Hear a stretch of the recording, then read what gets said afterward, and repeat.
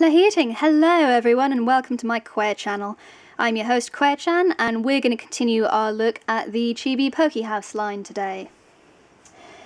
Now, we're moving on back once again, having moved forward with my previous set being one of the more recent sets released, the Elex Forest set. Today we're going to have a look again at one of the first sets released in the, I guess you could say, the original 5 of the larger sets. It's easily the most commonly seen one next to the Type D. I think it probably had the widest release in the Western world via Pokemon Center, both the website and the former shop in New York. And again, it's the one I see most commonly. Despite that, it's not necessarily one of my favourite sets. It's a fun set, don't get me wrong. But here it is, the Type C, which contains a Pokemon Center and a Pokemart. Now, as you can see, it won't even fit all the way on my little table. It is probably the widest of the sets. It's one of the biggest. It's got some of the most features of any of the sets. But again, despite that, it never quite grabbed me as much as the other sets. I was never really desperate to have it like I was with the Type D growing up as a child. For me, the colours feel a little bit too muted, a bit too basic compared to how bright and vivid the types D and B were.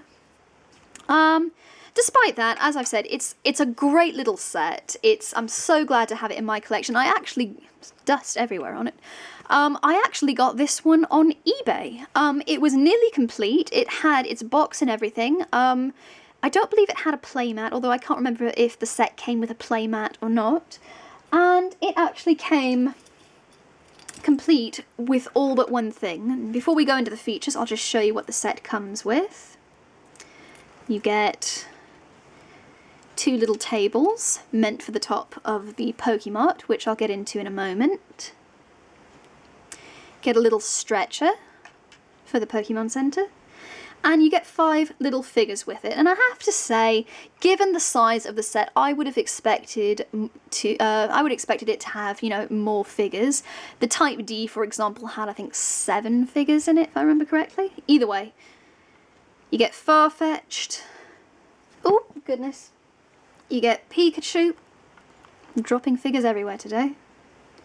You get Bulbasaur, and if you can't tell, these are some really old figures.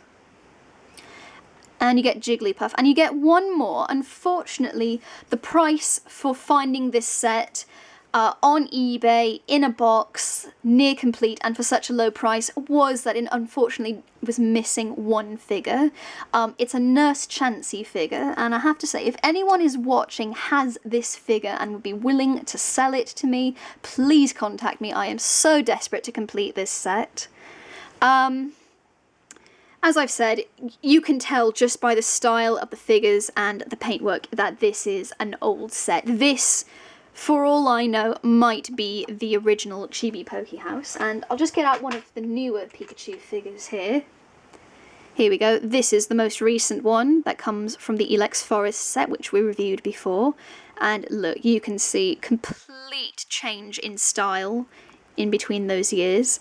You get a lot of people complaining about Pikachu, slimming down or losing weight. I think it's a very silly argument myself. I can't believe people are actually paying attention to that sort of thing in, a small little Pokemon. But yeah, you can definitely see the change in Pikachu's design over those few years. The rest of the figures, though, I think are actually alright. Although Bulbasaur does have, I think, some fairly sort of interesting coloration going on. It seems, it probably doesn't show it on the camera very well, but in real life there isn't too much contrast between his bulb and his skin colour. And the colours themselves just, again, seem a bit muted. I think that's really one way to sum up this whole set. It's a very muted set, just in every way imaginable. But I'll go through it quickly, move these aside for now. As you can actually see, this was a Western set, and you can tell, I believe, by the signs, which I'll just take that off for a second, they are removable, which are in English, and competent English at that. I believe the signs on the Japanese set had a slightly less, I can't remember if it was either Japanese or a slightly less competent version of English. Actually, they might have even been unchanged, I don't know. But as I say, I do know this is a Western set. Just do a quick go around of the set. There isn't too much to see behind it. Just a couple of trees, back of the buildings. I do like the detail that they've put on it though. Little bush there. A drain pipe and some rubbish bins. Got nice little decals all the way along the side. I do find it interesting, however, that they've called this Viridian City when you've got a multi-level Pokemon mart, more reminiscent of the store in Celadon, but I suppose at the end of the day Viridian would make a bit more sense. While we're at it, we'll just have a quick look inside the Pokemart here. Got lovely little details on the shelf, nice little decals there, got Pokeballs. Interesting that we've actually got Ultra Balls that have the S on them, because I believe they were called... could be Great Balls actually, could be wrong. I do know that in the Japanese version they called one set of balls Super Balls. Insert your own joke here. Got some Thunderstones, I believe that's a Super Potion rather. Got a nice little cashier area. Nice little, what do you call that, cash register. Then over here, got a lift to take you up to the different floors. Information desk. And then right at the top, you've got some nice little vending machines. Now, I'm really lucky that this set actually came with the vending machines, because in other sets, they have a tendency to fall off, particularly sort of given the age of the set and their rather exposed nature. We'll just have a quick look at the features in the set. One of them, another one over here, is this swing set, and it actually works primarily with Farfetch'd. You'll see, hopefully see, it's got a little bit of a peg there, and Farfetch'd has a hole. Insert your own joke here again. And you can put any Pokemon. I'm going to use Jigglypuff. Put them in the swing, and as you can see, moving the swing moves Farfetch'd in and out of his tree. Then another one down here. This one's a little bit tricky to actually operate, again given the age of the set and the fact that it was probably played with before I bought it. Basically you're supposed to move the boat along, see, it doesn't work very well, along the river here, and as it does so, you're supposed to get these Diglets, come on, which pop out. That first one's a little bit shy. Get the second one, third one, come on. As you can see, it doesn't work terribly well.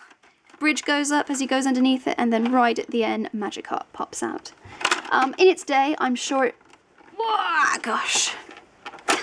In its day, I'm sure it worked very well. Unfortunately, it doesn't anymore. That's age for you.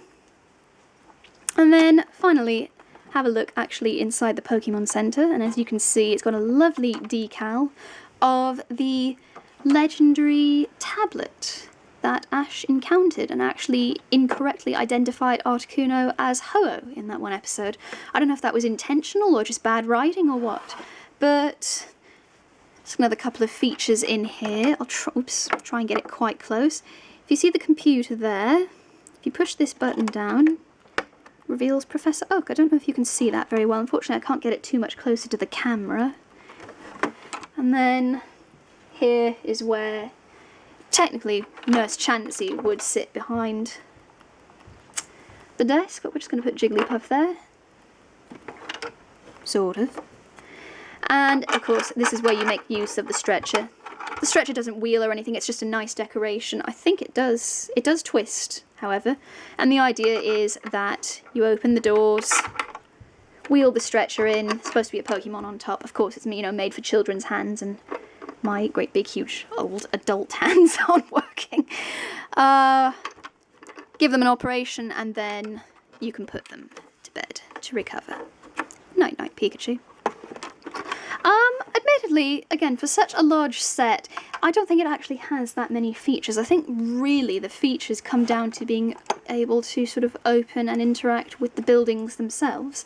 You can put the tables on top of the Pokemart and, you know, have your Pokemon drink overpriced lemonade, very much like in the game.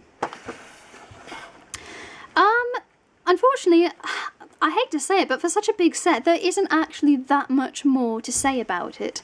Again, it's one of my lesser favourite sets, probably one of my, actually, just outright one of my least favourite sets, just because it's not quite as vibrant, and it's just not quite as interesting, you know, feature-wise. It is still nicely painted, even if the colours are a bit muted. You've got nice painting on the flowers here, nice decals and details all over the set.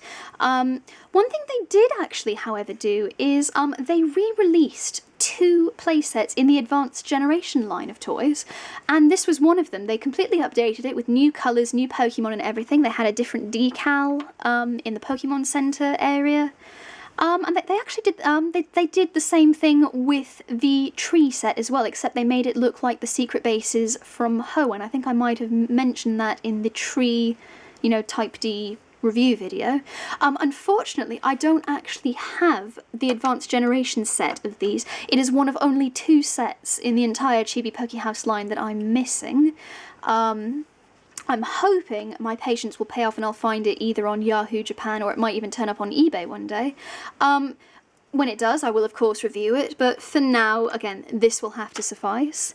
I have to say, despite the fact that it is one of my less favourite sets, I do like the nostalgia value of it. I love how sort of vintage it is. This is original Pokemon here. It's got original styles, you know, original Pokemon, original locations and everything. This is about as vintage as it gets, you know, outside of the original games themselves. The way it's organised makes it look, in my opinion, like it's just come straight out of, you know, one of the Pokemon games or of the original anime. So they have kept very true to the style, but unfortunately, I tend not to see Pokemon through nostalgia-covered glasses, unless, of course, it's Hoenn related.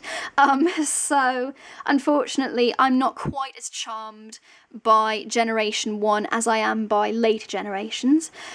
Regardless, it's still, I think, if you're a young child, a fun set to have. It's one of the easier ones to find. It's certainly one of the less expensive ones to find, and as you can see, it's one of the biggest ones. I'm not really sure why the stretch is in the pond there.